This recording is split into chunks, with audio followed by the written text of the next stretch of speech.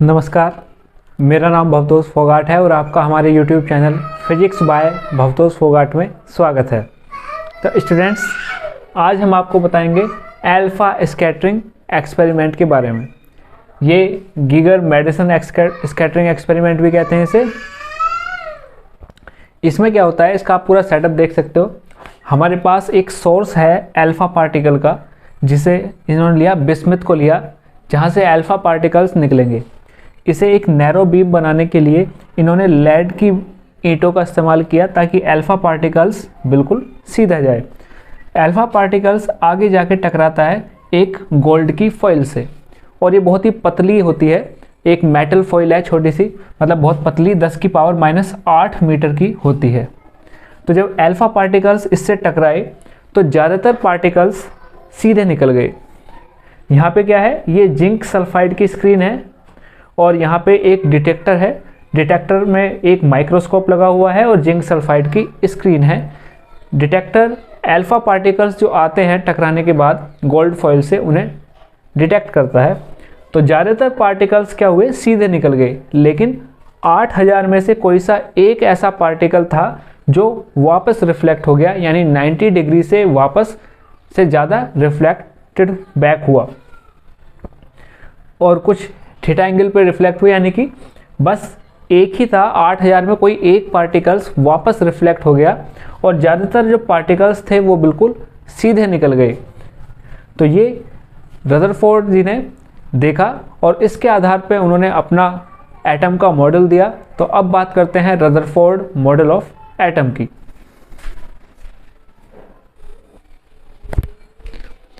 इसी एक्सपेरिमेंट के आधार पे रदरफोर्ड ने बताया कि जो अल्फा पार्टिकल्स जो गए वो टकराए गोल्ड फॉइल से, और 8000 में से क्योंकि कोई सा एक रिफ्लेक्ट हो गया वापस, तो उन्होंने कहा ऐसा तभी हो सकता है जब किसी एटम के अंदर उसका पॉजिटिव चार्ज उसके सेंटर पर कंसंट्रेट हो। यानी एटम के अंदर जो पॉजिटिव चार्ज है, अगर वो सेंटर पर कंसंट्रेट हो जाए तभी अल्फा पार्टिकल्स रिफ्लेक्ट हो सकता है पीछे की तरफ।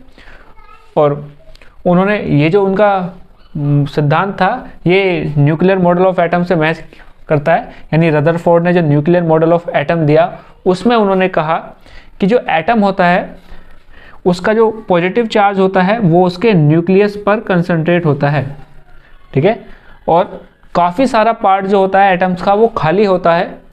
जो इलेक्ट्रॉन्स होते हैं वो न्यूक्लियस के चारों तरफ होते हैं और वो इसी तरह रोटेट करते हैं जिस तरह कोई ग्रह सूर्य के चारों तरफ घूमता है। तो ये Rutherford nuclear model of atom के अनुसार जो पॉजिटिव चार्ज होता है किसी भी एटम का, वो उसके सेंटर पर कंसंट्रेट होता है, जिसे न्यूक्लियस कहते हैं। उसके न्यूक्लियस में होता है सारा पॉजिटिव चार्ज। ज़्यादातर हिस्सा एटम का खाली होता है। इलेक्ट्रॉन्स न्यूक्लियस के चारों तरफ उसी तरह चक्कर काटते हैं जैसे सूर्य के चारों तरफ ग्रह चक्कर काटते हैं। उन्होंने कहा जो एटम का साइज होता है, एटम का साइज होता है 10⁻⁻10 मीटर का, और जो न्यूक्लियस का साइज होता है वो होता है 10⁻⁻14 से 10⁻⁻15 मीटर। रदरफोर्ड ने बताया कि जब अल्फा पार्टिकल इस गोल्ड की फॉइल से टकराएगा, यानी इसके सेंटर पे पहुंचता है जहां पे पॉजिटिव चार्ज है, तो वो रिफ्लेक्ट होता है। तो उस वक्त जो फोर्स का मैग्नीट्यूड होगा वो दिया जाएगा Newton's second law of motion की सहायता से और कूलॉम्स लॉ ऑफ रिपल्सन की सहायता से। तो फोर्स उन्होंने बताया कि मैग्नीट्यूड ऑफ फोर्स क्या होगा, 1/4πε0 चार्ज ऑफ अल्फा पार्टिकल यानी 2e into charge of nucleus ZE, Z number of proton, E charge of electron upon distance का स्क्वायर, R², यानी कि, और ये जो फोर्स होगा ये अलोंग द लाइन जॉइनिंग होगा। कौन सी लाइन, जो अल्फा पार्टिकल को न्यूक्लियस की से जोड़ रही है, यानी जहाँ से वो रिपल्स हुआ, अलोंग द लाइन जॉइनिंग। तो उन्होंने कहा ये फोर्स, मैग्नीट्यूड ऑफ फोर्स ये होगा जब कोई अल्फा पार्टिकल किसी न्यूक्लियस से टकराता है और रिफ्लेक्ट होता है। अब डेरिवेशन करते हैं total energy of the electron के लिए।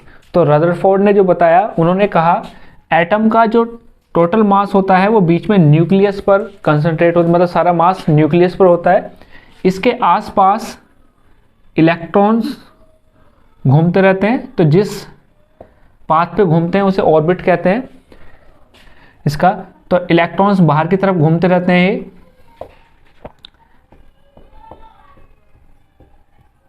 तो ये क्या होता है, जितना जो न्यूक्लियस होते हैं, न्यूक्लियस के अंदर क्या होते हैं, प्रोटॉन्स, यानी उन्होंने कहा कि पॉजिटिव चार्ज होता है, ठीक है, कि न्यूक्लियस के अंदर चार्ज कैसा होता है, पॉजिटिव। और बाहर इलेक्ट्रॉन होते हैं जो अपनी ऑर्बिट में घूमते रहते हैं। न्यूक्लियस पे पॉजिटिव चार्ज होता है, जिसकी वजह से जो इलेक्ट्रॉन्स होते हैं वो इससे बंधे रहते हैं, यानी उनके बीच एक इलेक्ट्रोस्टैटिक फोर्स ऑफ अट्रैक्शन होता है।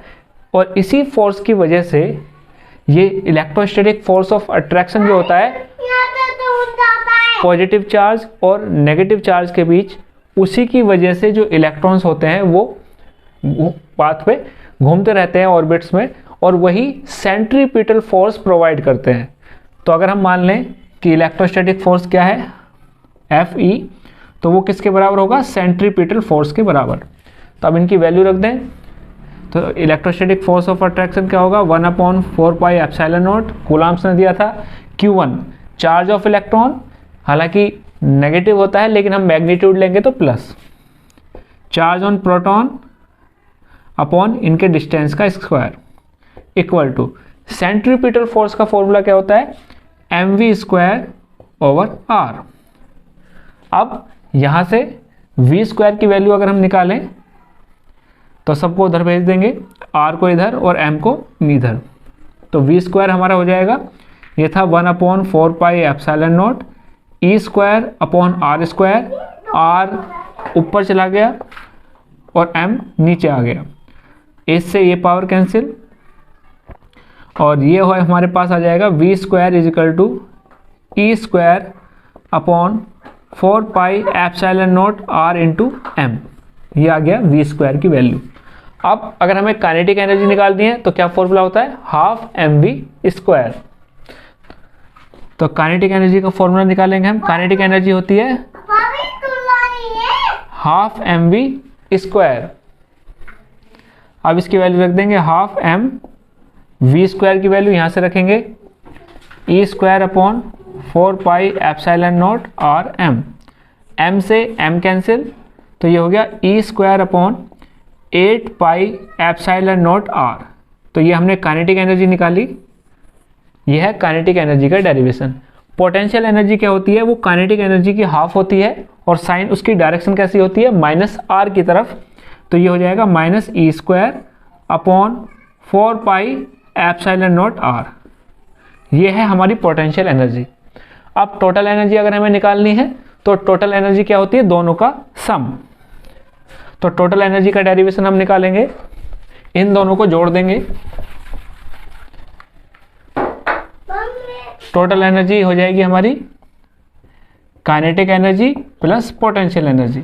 तो काइनेटिक एनर्जी कितनी निकाली है हमने, v² की वैल्यू यहाँ से निकाली, E²/8 pi epsilon not r, और potential energy E²/4 pi epsilon not r।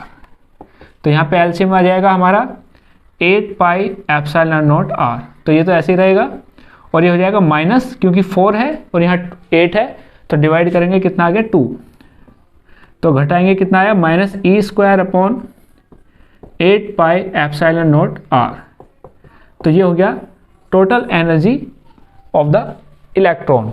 और अगर हम देखें कि nth ऑर्बिट में, तो हम n लगा सकते हैं। और यहाँ पे हमने देखा कि टोटल एनर्जी कैसी है, नेगेटिव। टोटल एनर्जी कैसी होती है, नेगेटिव, जिसकी वजह से जो इलेक्ट्रॉन होता है वो न्यूक्लियस के बाहर, ठीक है, ऑर्बिट में बना रहता है। अगर ये नेगेटिव ना होकर पॉजिटिव हो जाए तो वो अपने ऑर्बिट में नहीं रहेगा। तो ये था टोटल एनर्जी का डेरिवेशन। तो एक बार फिर से बता देते हैं, जो इलेक्ट्रॉन और न्यूक्लियस का जो पॉजिटिव चार्ज होता है उनके बीच में इलेक्ट्रोस्टैटिक फोर्स ऑफ अट्रैक्शन होता है, और वही सेंट्रीपिटल फोर्स प्रोवाइड करता है। तो दोनों आपस में बराबर होते हैं। कूलम्ब्स लॉ के अनुसार क्या होता है, 1/4 pi epsilon not E1 into E2 यानी Q1 Q2 क्या है, दोनों का मैग्नीट्यूड लिया, तो इलेक्ट्रॉन और प्रोटॉन का हमने लिया E इंटू ई, बीच में रेडियस का square upon centripetal force mv²/r, cross multiply करके v स्क्वायर की वैल्यू निकाली हमने, काइनेटिक एनर्जी निकाली हाफ mv², ठीक है, इसे हम k से रिप्रेजेंट कर रहे हैं।